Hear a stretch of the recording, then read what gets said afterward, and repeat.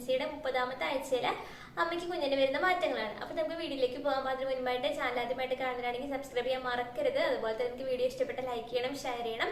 നിങ്ങളുടെ അഭിപ്രായം, നിങ്ങളുടെ സംശയങ്ങളൊക്കെ നിങ്ങൾ കമന്റ് ചെയ്യണം. അപ്പൊ നമ്മുടെ 30ാമത്തെ ആഴ്ചയില് നമ്മുടെ കുഞ്ഞിന് വരുന്ന മാറ്റങ്ങൾ നമുക്ക് ആദ്യം നോക്കാം. നമ്മുടെ കുഞ്ഞിന് ഏകദേശം ഈ സമയത്ത് 30 വീക്കിൽ നമ്മുടെ കുഞ്ഞിന്റെ ഹൈറ്റ് ഏകദേശം ഒരു 36 സെന്റിമീറ്റർ മുതൽ ഒരു 38 അല്ലെങ്കിൽ 39 സെന്റിമീറ്റർ വരെ ആയിരിക്കും നമ്മുടെ കുഞ്ഞിന് ഏകദേശം ഹൈറ്റ്. അതുപോലെ തന്നെ കുഞ്ഞിന്റെ വെയിറ്റ് ഒരു എന്താ പറയാ ഒരു 1 kg മുതലേ ഒരു 1,350 kg അങ്ങനെ വരെ ആയിരിക്കും നമ്മുടെ കുഞ്ഞിന് ഏകദേശം ഒരു വെയിറ്റും ഈ സമയത്ത് ഉണ്ടാവാം. അതുപോലെ തന്നെ നമ്മുടെ കുഞ്ഞ് ഈ സമയമാകുമ്പോഴേക്കും ഞാൻ കഴിഞ്ഞ വീഡിയോയിൽ പറഞ്ഞിട്ടുണ്ടായിരുന്നു ഹെഡ് ഡൗൺ ആവാൻ തുടങ്ങിയിട്ടുണ്ടായിരിക്കും. അപ്പൊ നിങ്ങളുടെ കുഞ്ഞ് ഇപ്പൊ ഹെഡ് ഡൗൺ ആയിട്ട് നിങ്ങൾ വിഷമിക്കേണ്ട. ഇനി വരുന്ന ആഴ്ചകൾ കുഞ്ഞ് പതുക്കെ ഹെഡ് ഡൗൺ ആയിട്ട് കുഞ്ഞിന്റെ തല തിരിഞ്ഞ് താഴേക്ക് വരാനായിട്ട് തുടങ്ങും. അതുപോലെ തന്നെ കുഞ്ഞിന്റെ വെയിറ്റ് കൂടുന്ന സമയമാണ്, കുഞ്ഞിന് കൂടുതലായിട്ട് മൂവ്മെന്റ്സ് കിട്ടുന്ന സമയമാണ്.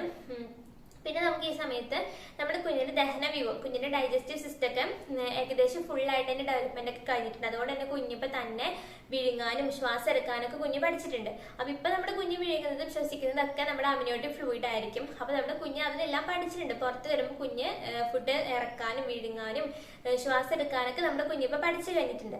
അതുപോലെ തന്നെ നമ്മുടെ കുഞ്ഞിന്റെ മേത്തൊരു ലാനുഗോ എന്ന് പറഞ്ഞിട്ടുള്ള ചെറിയ രോമങ്ങൾ ഉണ്ടായിരുന്നു. ഈ ലാനുഗോ എന്ന് പറയുന്ന രോമം, അതുപോലെ തന്നെ നമ്മുടെ വെർണിക്സ് കാഷ്യോസ എന്ന് പറയുന്നത് നമ്മുടെ കുഞ്ഞിന്റെ ദേഹത്തുള്ള ആ വെളുത്ത പാട പോലെ കാണുന്നില്ലേ, അതൊക്കെയാണ് നമ്മുടെ കുഞ്ഞിന്റെ ഇത്ര നാള് കുഞ്ഞിനെ ചൂട് കൊടുത്ത് കുഞ്ഞിനെ പ്രൊട്ടക്ട് ചെയ്തുകൊണ്ടിരുന്നത്. അപ്പൊ ഈ ലാനുഗോ, ഈ രോമങ്ങൾ, കുഞ്ഞിന്റെ കുഞ്ഞു കുഞ്ഞു രോമങ്ങളൊക്കെ ഈ 30 വീക്ക് മുതൽ കൊഴിഞ്ഞു പോകാനായിട്ട് തുടങ്ങും. കാരണം ഇപ്പൊ നമ്മുടെ കുഞ്ഞിന്റെ സ്കിന്നിന്റെ അടിയിലൊക്കെ ഫാറ്റ് അടിഞ്ഞുകൂടാനായിട്ട് തുടങ്ങിയിട്ടുണ്ട്. അപ്പൊ ഈ ഫാറ്റ് കണ്ടന്റ് വരുന്നോണ്ട് തന്നെ നമ്മുടെ കുഞ്ഞിന്റെ ടെമ്പറേച്ചർ, കുഞ്ഞിന്റെ ബോഡിയിൽ ഇപ്പൊ ടെമ്പറേച്ചർ മെയിൻറ്റെയിൻ ചെയ്ത് പോകുന്നത് കുഞ്ഞിന്റെ ഈ എന്താ പറയാ ഫാറ്റും അതുപോലെ തന്നെ കുഞ്ഞിന്റെ ബ്രെയിൻ ഒക്കെയാണ്. നമ്മുടെ കുഞ്ഞിന്റെ ബ്രെയിൻ ഡെവലപ്മെന്റ് ഫുൾ ആയിട്ട് കഴിഞ്ഞിട്ടില്ലെങ്കിലും നമ്മുടെ ബ്രെയിൻ ഇപ്പോൾ കുഞ്ഞിന്റെ ടെമ്പറേച്ചർ ഒക്കെ മെയിൻറ്റെയിൻ ചെയ്ത് തുടങ്ങിയിട്ടുണ്ട്. അപ്പൊ നമ്മുടെ കുഞ്ഞിന്റെ ബ്രെയിൻ ഡെവലപ്മെന്റ് കഴിഞ്ഞ മുൻപത്തെ വീഡിയോയിൽ പറഞ്ഞിട്ടുണ്ട്. നമ്മുടെ കുഞ്ഞിന്റെ ബ്രെയിൻ ഡെവലപ്മെന്റ് മുഴുവനായിട്ട് കഴിഞ്ഞത് ഏകദേശം ഒരു കുഞ്ഞ് ജനിച്ച് കുഞ്ഞിന് 3 വയസ്സ് 3.5 വയസ്സാകുന്ന വരെ കുഞ്ഞിന്റെ ബ്രെയിൻ ഇങ്ങനെ വളർന്നുകൊണ്ടിരിക്കുകയാണ്. കുഞ്ഞിന്റെ ബ്രെയിനിലെ ന്യൂറോൺസ് ഒക്കെ കണക്ട് ചെയ്തുകൊണ്ടിരിക്കുന്ന സമയമാണ്. അപ്പം ഇപ്പൊ നമ്മുടെ കുഞ്ഞിന്റെ ബ്രെയിനും അതുപോലെ തന്നെ കുഞ്ഞിന്റെ ഫാറ്റ്, സ്കിന്നിലുള്ള ഫാറ്റുമാണ് നമ്മുടെ കുഞ്ഞിന്റെ ടെമ്പറേച്ചർ, ബോഡി ടെമ്പറേച്ചർ മെയിൻറ്റെയിൻ ചെയ്ത് കൊണ്ടുപോകുന്നത്. അതുകൊണ്ട് തന്നെ നമ്മുടെ കുഞ്ഞിന്റെ ദേഹത്തിലെ ഈ രോമങ്ങൾ, കുഞ്ഞു ലാനുഗോ എന്ന് പറയുന്ന രോമങ്ങളൊക്കെ കൊഴിഞ്ഞു പോകാനായിട്ട് ഈ സമയത്ത് തുടങ്ങും. ഇനി ചില കുഞ്ഞുങ്ങൾക്ക് ജനിച്ചു കഴിയുമ്പോഴും ആ ഹെയർ കുഞ്ഞിന്റെ മേത്തൊക്കെ ഉണ്ടായിരിക്കും, കുഞ്ഞിന്റെ കയ്യിലും കാലിലും മേലൊക്കെ ഹെയർ ഉണ്ടായിരിക്കും ചിലപ്പോ. അപ്പൊ അതങ്ങനെ ഉണ്ടെങ്കിൽ നിങ്ങൾ വിഷമിക്കേണ്ട ആവശ്യമില്ല. 2-3 ആഴ്ച കഴിയുമ്പോഴേക്കും അത് കൊഴിഞ്ഞു പൊക്കോളും. ഇനി ഒട്ടും അങ്ങനെ പോകുന്നില്ലെങ്കിൽ നമ്മുടെ അമ്മമാരൊക്കെ വീട്ടിലെ മഞ്ഞൾ ഇടുകയൊക്കെ ചെയ്യുന്ന കണ്ടിട്ടുണ്ട്. അപ്പൊ അങ്ങനെയൊക്കെ ചെയ്താൽ നമ്മുടെ കുഞ്ഞിന്റെ ഹെയർ ഒക്കെ അപ്പൊ തന്നെ പോയിക്കോളും. അപ്പൊ ഇതൊക്കെയാണ് നമ്മുടെ കുഞ്ഞിന്റെ കാര്യങ്ങൾ. നമുക്ക് അമ്മയ്ക്ക് വരുന്ന മാറ്റങ്ങൾ എന്തൊക്കെയാ നോക്കാം.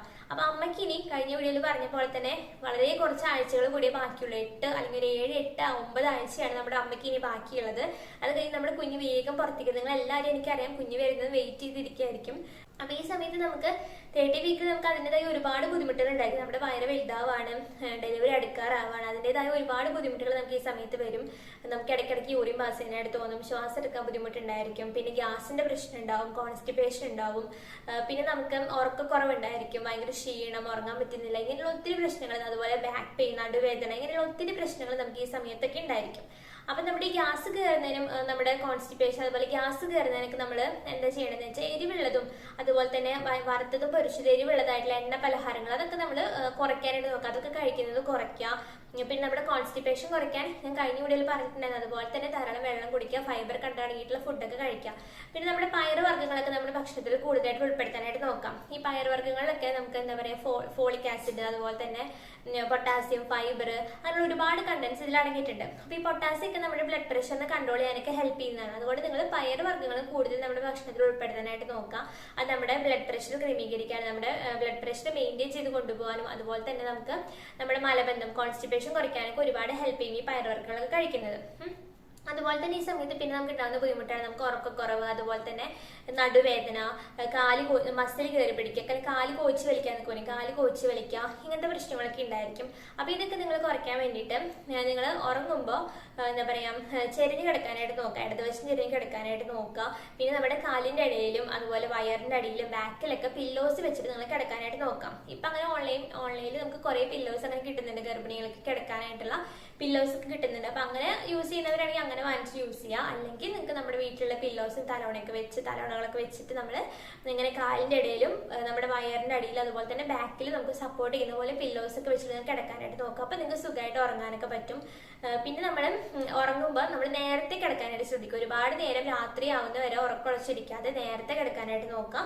എണീക്കുമ്പോഴേ രാവിലെ ഒരു 10 മണി 11 മണി വരെ കിടന്ന് ഉറങ്ങാതെ നേരത്തെ എണീക്കുന്നത് നല്ലതാണ്. അതുപോലെ തന്നെ നിങ്ങൾ പകല് വേണമെങ്കിൽ ഒരു അരമണിക്കൂറൊക്കെ നിങ്ങൾക്ക് വേണമെങ്കിൽ കിടന്ന് ഉറങ്ങാം. അപ്പൊ അതൊക്കെ നമ്മുടെ ക്ഷീണം കുറയ്ക്കാനും നമ്മുടെ ബുദ്ധിമുട്ടുകളൊക്കെ കുറയ്ക്കാനൊക്കെ അത് ഹെൽപ്പ് ചെയ്യും. അതുപോലെ തന്നെ നിങ്ങൾക്ക് രാത്രി ഒരുപാട് ലേറ്റ് ആയിട്ടാണ് ഉറങ്ങാൻ പറ്റുന്നില്ല, ഉറക്കം ശരിക്കും കിട്ടുന്നില്ല, അങ്ങനെ ബുദ്ധിമുട്ടൊക്കെ നിങ്ങൾ രാത്രി ഒരു എന്താ പറയാ ഇത്തിരി ചെറിയ ചൂടോടുള്ള പാലൊക്കെ കുടിച്ചിട്ട് കിടക്കുകയാണെങ്കിൽ നമുക്ക് വേഗം ഉറക്കം വരുന്നതായിട്ടൊക്കെ തോന്നും.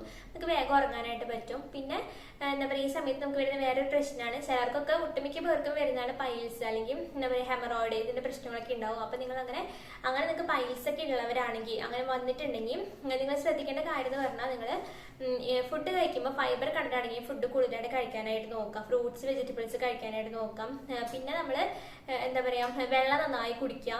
പിന്നെ നിങ്ങൾ ബാത്റൂമിൽ പോകുമ്പോൾ നമ്മൾ മലവിസർജനം ചെയ്യുന്ന സമയത്ത് ഒരുപാട് പ്രഷർ കൊടുക്കാതിരിക്കുക. നമ്മൾ ഒരുപാട് പ്രഷർ കൊടുത്തിട്ടൊക്കെ നമ്മൾ ബാത്റൂമിൽ പോകുമ്പോൾ ഇങ്ങനെ നമുക്ക് പൈൽസ് വരാനും ബ്ലീഡിങ് ഉണ്ടാവാനും അവിടുത്തെ വെയിൻ പൊട്ടാനും ഒക്കെ കാരണം. അപ്പൊ ഈ പൈൽസ് എന്ന് പറഞ്ഞാൽ നമ്മുടെ അവിടെയുള്ള രക്തക്കൊഴലുകൾ നമ്മുടെ ഇത് വരാനായിട്ടുള്ള കാരണം എന്ന് പറയുന്നത് പൈൽസ് അല്ലെങ്കിൽ മൂലക്കുരു ഇത് വരാനായിട്ട് കാരണം എന്ന് പറയുന്നത് നമ്മുടെ കാലിന് താഴേക്ക് നമ്മുടെ അരയ്ക്ക് താഴേക്കുള്ള ബ്ലഡ് സർക്കുലേഷൻ കൂടുന്ന സമയമാണ് നമ്മുടെ പ്രഗ്നൻസിയിൽ. അപ്പൊ നമ്മുടെ ബ്ലഡ് സർക്കുലേഷൻ കൂടുകയും അതുപോലെ തന്നെ നമ്മൾ ഒരുപാട് പ്രഷർ കൊടുക്കുകയും നമ്മൾ എന്താ പറയുക നമ്മുടെ ബോഡിയിലുള്ള ജലാംശം കുറയാം, ഇങ്ങനെയുള്ള കാര്യങ്ങളൊക്കെ ഉണ്ടാകുമ്പോഴാണ് നമുക്ക് ഈ പൈൽസ് വരുന്നത്. അതുപോലെ തന്നെ കോൺസ്റ്റിപ്പേഷൻ, നമ്മൾ ഒരു ദിവസം ബാത്റൂമിൽ പോയിട്ടില്ലെങ്കിൽ കോൺസ്റ്റിപ്പേഷൻ ആയിട്ട് നമ്മൾ പിടിച്ചു വെച്ചുകൊണ്ടിരിക്കുക, ഇങ്ങനെയുള്ള കാര്യങ്ങളൊക്കെ ഉണ്ടാകുമ്പോഴാണ്. അതുപോലെ കട്ടിയായിട്ടുള്ള സ്റ്റൂള് പാസ് ചെയ്യുമ്പോഴൊക്കെ ചിലപ്പോൾ അവിടെയുള്ള രക്തക്കൊഴലുകൾ എന്താ പറയുക ബ്ലഡ് നിറഞ്ഞിട്ട് അവിടെ പൊട്ടാനായിട്ട് ചാൻസ് ഉണ്ട്. അപ്പൊ ഇതുകൊണ്ടാണ് നമുക്ക് ഇങ്ങനെ എന്താ പറയുക ഈ പൈൽസ് വരുന്നത്. അപ്പൊ അങ്ങനെ പൈൽസ് ഉണ്ടെങ്കിൽ അവർക്ക് ഇതുപോലെ ചിലപ്പം മലവിസർജനം നടത്തുന്ന സമയത്ത് ബ്ലീഡിങ് അതിന്റെ കൂടെ ബ്ലഡ് കാണാം, അല്ലെങ്കിൽ അവിടെ ചൊറിച്ചില് നമ്മുടെ ആനസിന്റെ ഭാഗത്ത് ചൊറിച്ചില്, മലദ്വാരത്തിന് അവിടെ ചൊറിച്ചിലുണ്ടാവും. പിന്നെ ചിലപ്പോൾ അവിടെ ഒരു പെയിൻ ഉണ്ടായിരിക്കും. പിന്നെ അവിടെ ഒരു കുരു പോലെ എങ്ങാനും ചിലപ്പോൾ നിങ്ങൾക്ക് തൊടുമ്പോൾ തോന്നും, അല്ലെങ്കിൽ അങ്ങനെ എന്താ പറയാ ഇങ്ങനെ ബ്ലഡ് വരും. ഇങ്ങനെയുള്ള കാര്യങ്ങളൊക്കെയാണ് നമുക്ക് ഇതിന്റെ സിംറ്റംസ് ആയിട്ട് ലക്ഷണങ്ങളായിട്ട് ഉണ്ടാവുക. അപ്പൊ അങ്ങനെ നിങ്ങൾക്ക് പൈൽസ് വരുന്നുണ്ടെങ്കിൽ നമ്മൾ ഇങ്ങനെയുള്ള കാര്യങ്ങളൊക്കെ ശ്രദ്ധിക്കുക. നിങ്ങൾ കോൺസ്റ്റിപ്പേഷൻ പരമാവധി കുറയ്ക്കാനായിട്ട് നോക്കുക. നന്നായി ഫുഡ് കഴിക്കുക, വെള്ളം കുടിക്കുക. പിന്നെ നിങ്ങൾ എന്താ പറയുക ഇടതുവശം ചെരിഞ്ഞ് കിടക്കുക. എപ്പോഴും നമ്മുടെ മലദ്വാരത്തിന് അടിക്കുന്ന പ്രഷർ വരുന്ന രീതിയിലല്ലാതെ ഇടതുവശം ചെരിഞ്ഞ് കിടക്കുക. ബാത്റൂമിൽ പോകുമ്പോൾ ഒരുപാട് പ്രഷർ കൊടുത്ത് നമ്മൾ മുക്കി കഷ്ടപ്പെട്ട് പോവാതെ നന്നായി വെള്ളം കുടിച്ച് നിങ്ങൾക്ക് പോകണം തോന്നുമ്പോൾ പോയാൽ മതി. അതിന് വേണ്ടി പോയിരുന്ന് കഷ്ടപ്പെട്ട് നമ്മൾ ബലം പിടിച്ച് പോകേണ്ട ആവശ്യമില്ല. നമുക്ക് പോകണം തോന്നുമ്പോൾ പോയിരിക്കാം, അങ്ങനെ പോകും. നിങ്ങൾ അതുപോലെ തന്നെ ഇന്ത്യൻ ക്ലോസറ്റ് യൂസ് ചെയ്യാതെ നമുക്ക് പ്രഗ്നൻസിലാണ് ഇന്ത്യൻ ക്ലോസറ്റ് യൂസ് ചെയ്യാൻ പറ്റില്ല, അപൂർവമായിരിക്കും അങ്ങനെ യൂസ് ചെയ്യുന്നുണ്ടെങ്കിൽ തന്നെ. അപ്പൊ നമ്മൾ യൂറോപ്യൻ ക്ലോസറ്റ് തന്നെ യൂസ് ചെയ്യാനായിട്ട് നിങ്ങൾ ശ്രദ്ധിക്കുക. അപ്പൊ ഇങ്ങനെയുള്ള കാര്യങ്ങളൊക്കെ ചെയ്താൽ നമ്മുടെ ഈ പൈൽസ് വരുന്നവരാണെങ്കിൽ പൈൽസ് കുറയ്ക്കാനൊക്കെ നമുക്ക് പറ്റും, അത് വരുന്നത് തടയാനും നമുക്ക് പറ്റും. അപ്പൊ നിങ്ങൾ ഇങ്ങനെയുള്ള കാര്യങ്ങളൊക്കെ ശ്രദ്ധിക്കുക. കോൺസ്റ്റിപ്പേഷൻ വരാതിരിക്കാൻ നന്നായി നോക്കുക. പിന്നെ നമുക്ക് ഈ സമയത്ത് വരുന്നൊരു മാറ്റമാണ് നമ്മുടെ ബ്രസ്റ്റ് കൂടുതൽ സോഫ്റ്റ് ആവാനായിട്ട് തുടങ്ങും.